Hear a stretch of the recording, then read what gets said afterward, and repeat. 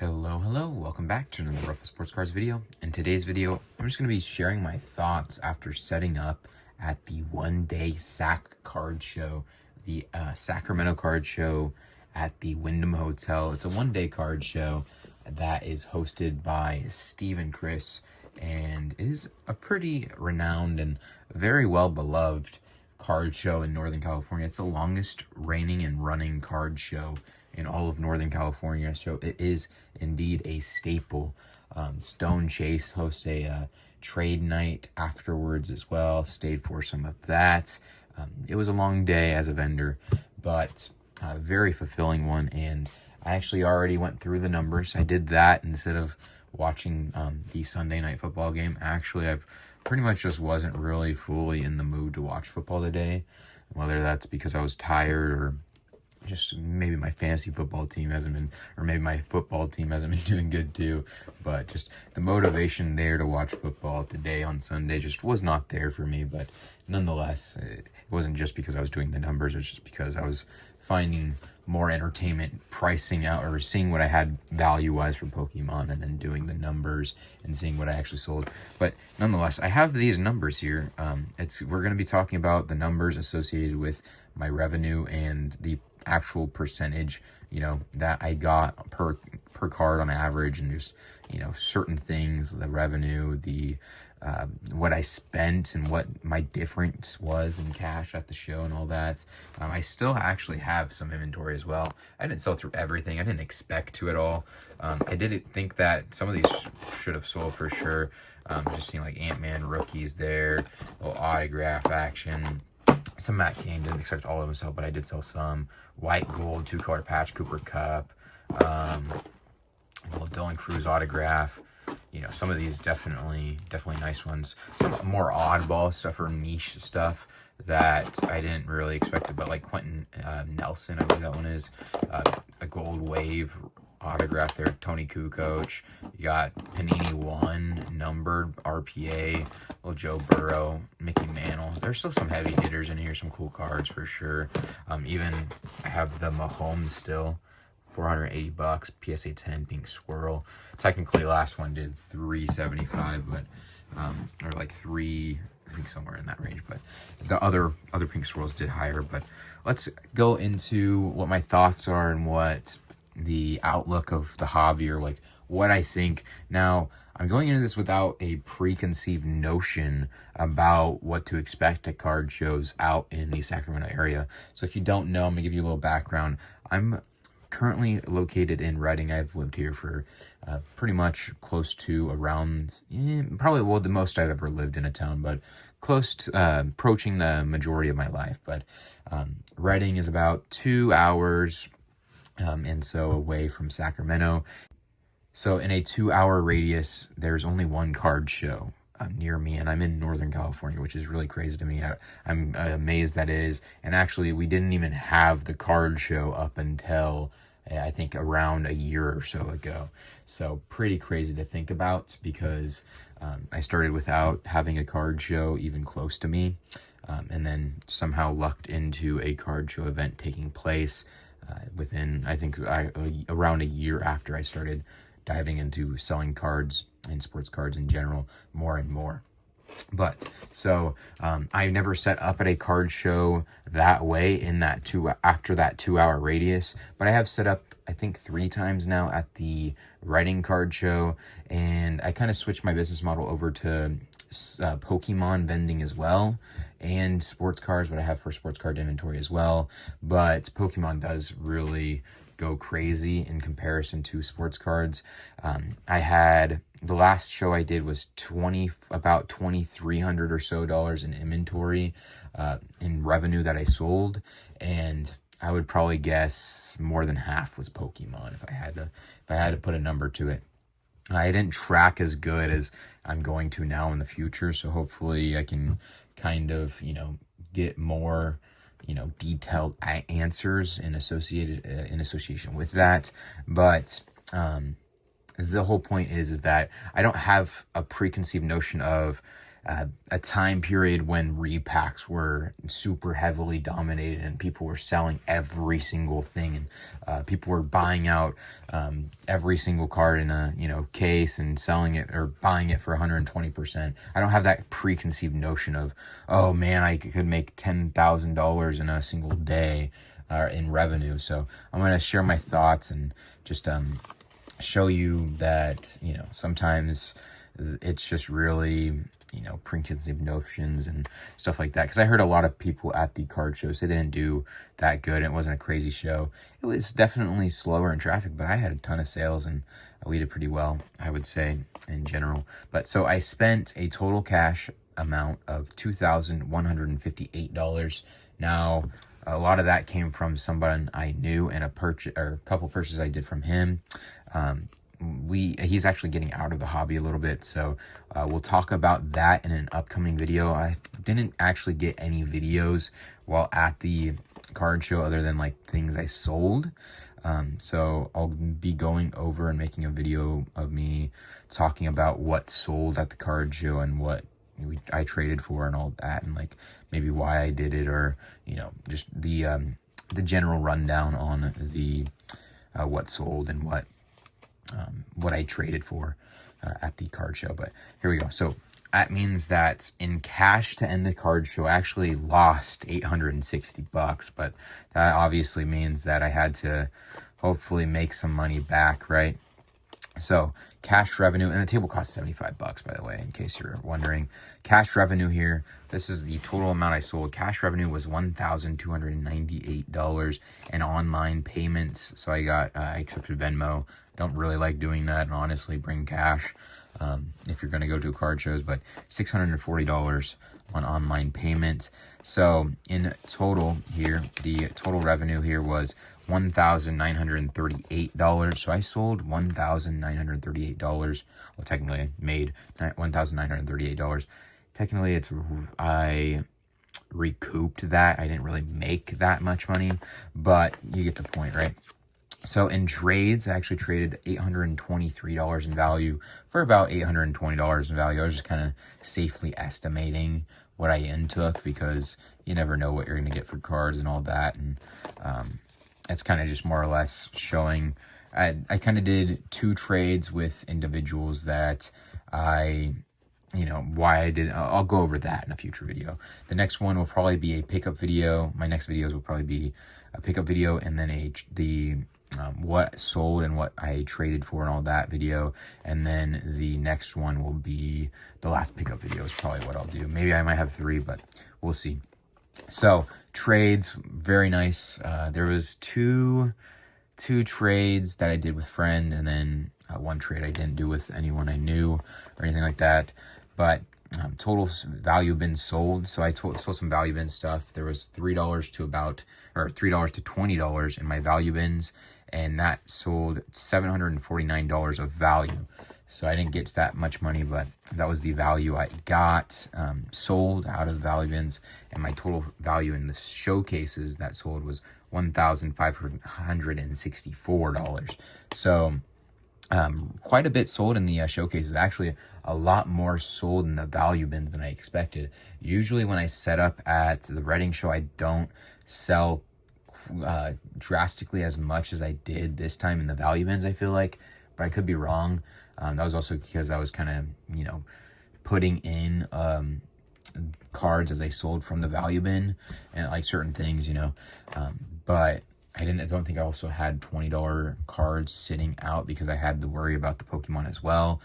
This time I sold a lot of the showcase stuff and some of the value bin stuff, so I'll probably end up, knocking it down to hopefully $20 and up cards in the showcases. So we'll see how that kind of goes. And I also have Pokemon as well for the next show, so we'll kind of see how my numbers change in the future here with that. So my total value sold was $2,313. So based off the total revenue, actually a decent little bit. So I gave like about $400 in discounts, give or take. I guess it's $25 less, so $375 in discounts. So my total percentage average across the board on cards I sold was 83.782 89, 23%. So 83.79% across the board, which is right in line with where I like to be. 80% is really where I try to hit. Minus the table cost, it actually does come out to 80%, like right above it. So in general, we actually did pretty well, I would say. I heard quite a bit of people say that the show was slow, a little lackluster, this and that, but coming from someone that, has no preconceived notion of what to expect when setting up out there, I feel like I did actually rather well and, sold quite a bit of stuff. Obviously, 83.7872% isn't the craziest. Usually I try to sell at 90% at shows, and that's really where I would love to be. But at the same time, as time went on and I realized that foot traffic and just the actual interested buyers that were there just weren't as crazy as I thought or assumed there would be, just because of the traffic and the amount of people that go there. Really, it wasn't as, people were just kind of offering, trying to get like super good deals or whatever. There's certain interactions, all that I had, and I actually met a viewer of the channel, usually from shorts, he said, which is surprising to me. Recognized me by my voice, which is always funny to hear and all that. But just in general, some of my takeaways from the card show and setting up, I don't think, I told some people about the repack thing. And I think I asked like 2 people about the repack thing. One said they knew, and the other said that they had no idea. And then I told one of them that knew about the surprise set feature and how there's already an answer, but no one really, or at least I'm assuming there's an answer, as long as that doesn't change, or it's not like, it's not going to impact that how I think it is. But we're going to see November 1st. We'll see what actually happens, or what people decide to do if they decide to switch over. But in general, I had, last show I did was around 23, so a little under, or like around $400 less in revenue and sales. It's not terrible at all, especially because given I had Pokemon too, right? I think if I had to just count sports cards, I probably would have made half at least of that last number on the sports card side. So in general, off just sports cards alone, I probably beat out my number out in Reading by about $700 or so, if I had to guess. It's probably pretty accurate as well, if not even an underestimate. The big thing is how you buy, how you decide to sell, how you price stuff, there's certain things really about why you might not be experiencing the greatest show for yourself and your business. A lot of that kind of comes to, are you able to pivot? Are you able to source things people aren't? Are you able to try not to have anyone leave your table without doing a deal with them in terms of when they bring you cards? Are you going to say, hey, I'll take this, and that?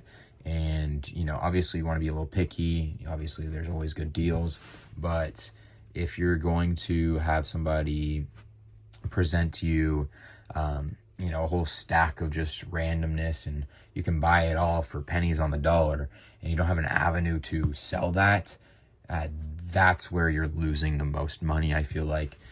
It's not just about, so a lot of things in life and a lot of financial people associated, they say have more than one source of revenue, more than one source of income.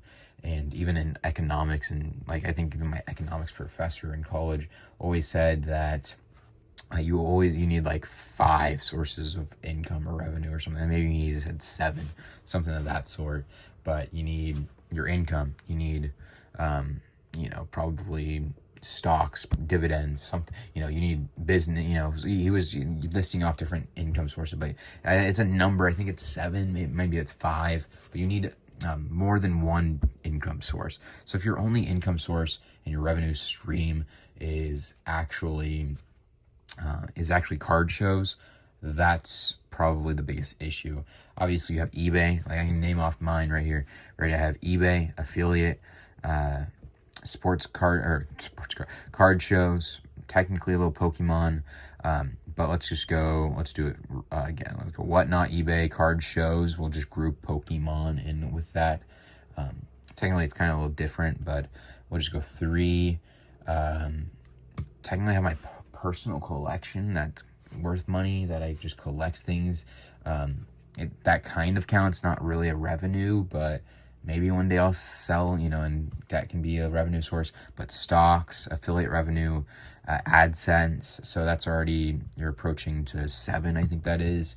You have I'm sure I'm missing out on some direct sales, so people I know online, like Ryan's Cars LC Discord server, that can be an avenue of selling.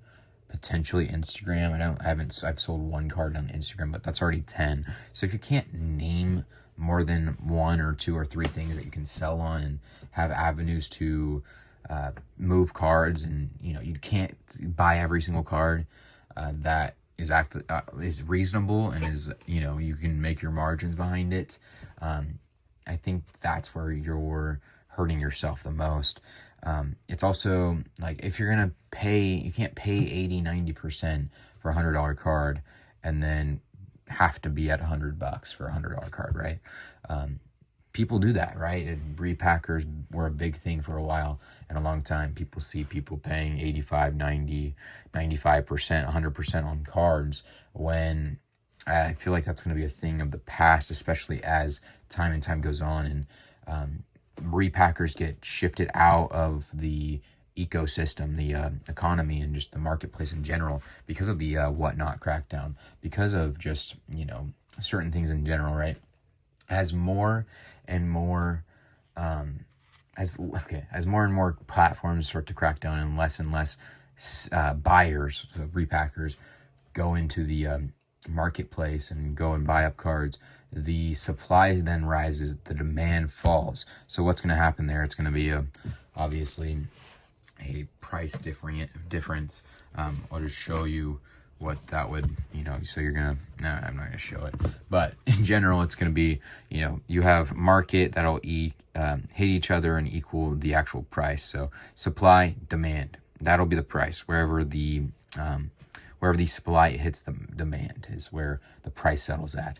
If you have one of these things shift, it's going to be a lot different. So would be actually a good thing. If you have it shift, it's actually going to go higher on the axis. If you take an econ class, you understand what I mean there. But I'm not going to. Actually, I should try to explain it for you guys. So as supply increases, the more and more supply goes to the market, you have more inventory stagnating into card shows, and you have less and less buyers buying out cases, buying out tables, buying out collections. You're going to have an increase of inventory and a decrease of buyers. That's just what happens naturally. As that happens, the prices will fall.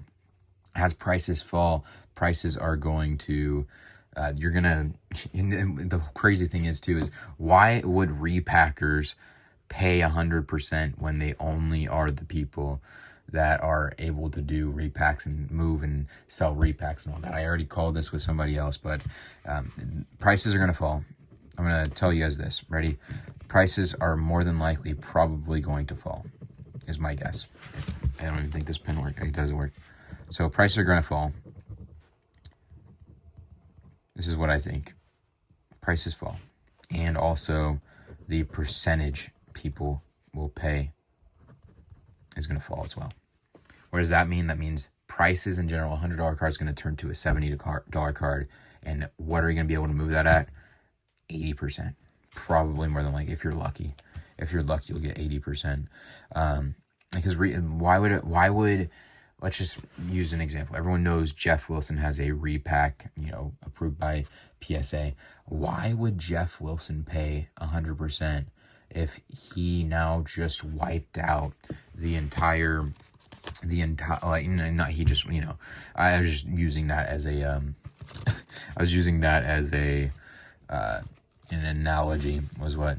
But so let's say you have a field of crops, right? You have a crop field of, this is the market pool. This is the buying pool, right? You have this many buyers. Now the amount of buyers that are actually in the market gets cut down to 10-20%, right? This is all X'd.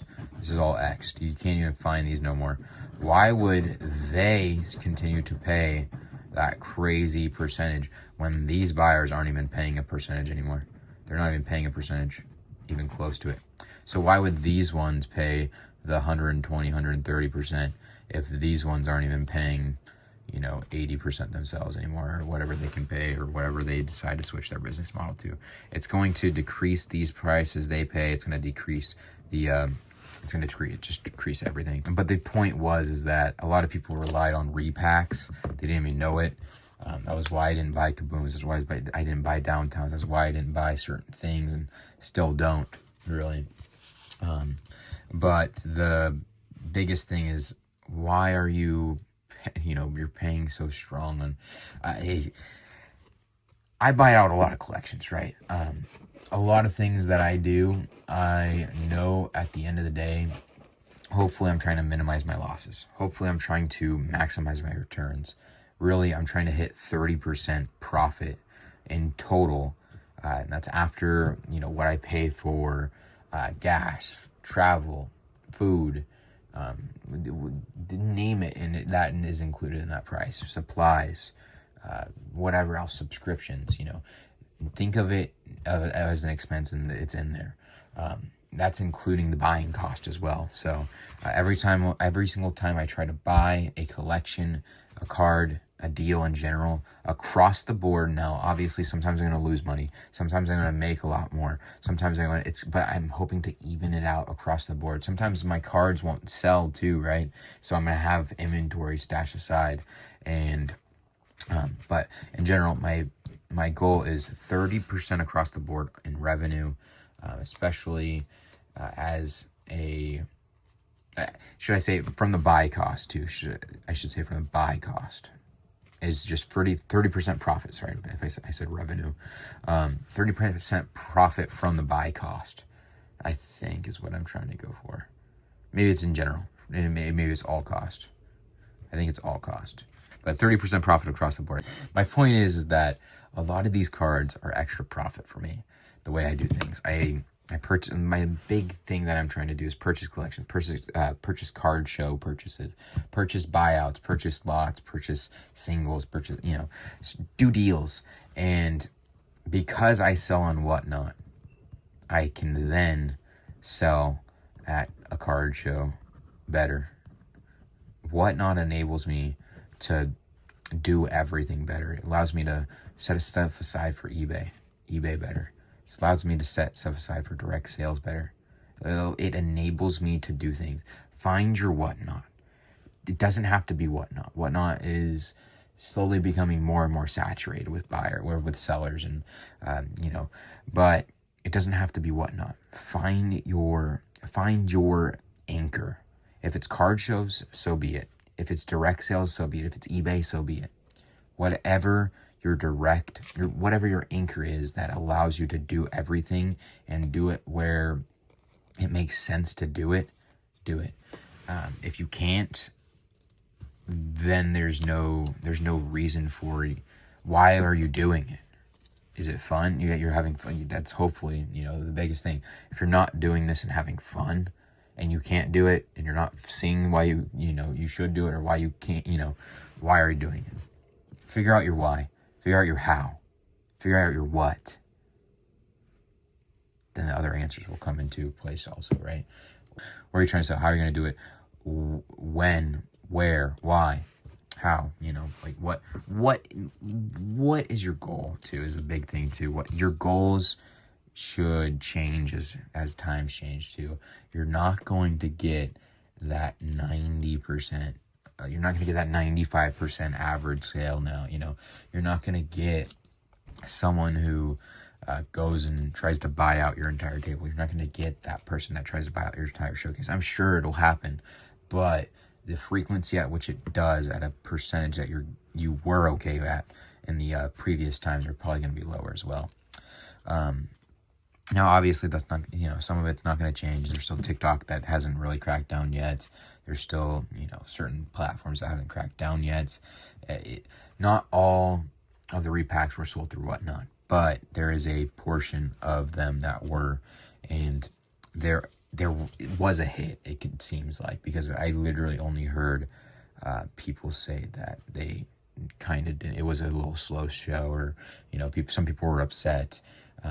And that's kind of been happening. That's what I hear a lot of murmurs and, what is it? Did I say murmurs? Murmurs about is just the lack of, buyers, or the lack of good that's happening, the lack of how they're not doing good at card shows, right? Is the big thing that I hear talked about by vendors. Sometimes it's all about, also I'm not including what I spend at the, obviously I had some revenue, but what did I get? What did I pick up when I was there? What did I trade for? What potentially, more liquid stuff, certain things like that can really add up. I'm not, the experience. I met a viewer, certain things like that. Sadly didn't get any content, but I have like 4 videos I'm making because of the card show too. So, technically I did get content from it, but I got more out there, right? I figured out, I could do it. You're jumping into this big old world, right? It's not going to be always, it's not going to be always, the prime time to sell everything, right? Even Pokemon will change. Pokemon's kind of correcting a little bit, especially for certain cards and all that. Some stuff's still rising, but nonetheless, big takeaways. Repacks probably did take a hit on the Whatnot crackdown on repacks. Probably did take a hit on people buying at certain percentages and all that. We'll see what happens after November 1st. November 1st, I actually do have a card show as well. So we'll see, maybe more opportunities to buy. I know a lot of people were trying to buy and all that. And, I'm not yet established as a big time buyer. As in like, I go around and like people, vendors will see me and vendors know me even before I know them, because they know, I buy a ton of cards or whatever the heck. They see me at a table and clearing out piles or what, however, people talk to, right? But as in a vendor or a customer going to a show, and there's, I don't, you also show my face a ton. That's for, safety reasons. Just not my forte, not my cup of tea. I would say this too. I find peace in, knowing that it's, I'm safe and I don't have to watch my back all the time. And I still do, but, I'm very diligent on that too. But the, I don't have to, I can just sit in a value bin and just look at cards. It really is my happy moments, my therapy, if you so do please. But, if I did that and like, I had to you never know what some weird person is going to do. Not saying, and, but like, I don't know. Obviously it's a card show. There's a lot of people there. There's, a lot of, people, everyone knows you, everyone too at points too. And everyone can kind of find out everyone at a certain point too, right? So there's not so crazy of a worry. It's 2025. Like you could, I think I saw a thing that say you could go like 7 steps, or like I think it's 7 steps, and from any person to get to somebody, you could do it in seven people is what, and that was probably a long time ago too. But like, I don't have to like worry about just, I don't know. There's, yeah, I'm not putting my peace at jeopardy is the whole thing, just because of, attention or, people knowing me. But, that would be really big time too. This is without people knowing me. Technically I know one person knew me and we've done deals before, and that's why this number is so high. I think I spent well over $1,000 with him, probably around 13 or so. So I spent $858 outside of the deals with him, but I'm sure I might have been able to find some other stuff potentially. But yeah, so emerging yourself as a buyer, doing good trades, finding your niche and how you're going to do it as a seller too, right? All around, I could have been a lot less happy, right? I could have been at $1,100 of sales. Technically, I don't even think I had one sale after probably around 1 o'clock or so. One sale. It goes from 9 a.m. to 4 p.m. Literally, technically, I had some sales at trade night. Or I had one sale at trade night, I think. No, I had two. I had two sales at trade night and then a trade. So, that kind of bumped up these numbers a little bit too as well. But in general, consider your business model. Consider, how are you doing things? That would kind of tie into business model, but pivot, learn to adapt, learn to change. Change is, obviously a big dreaded word of just life in general, change. But being able to realize that sometimes change is necessary, change is inevitable. But so yeah, that's all I'm gonna leave you guys there, because I could talk for so long, just in general, about topics that need to be talked about. But I'm gonna get going. Let you guys enjoy your day. Hopefully, I see you in the next one. I appreciate you watching. Take it easy with me. And deuces.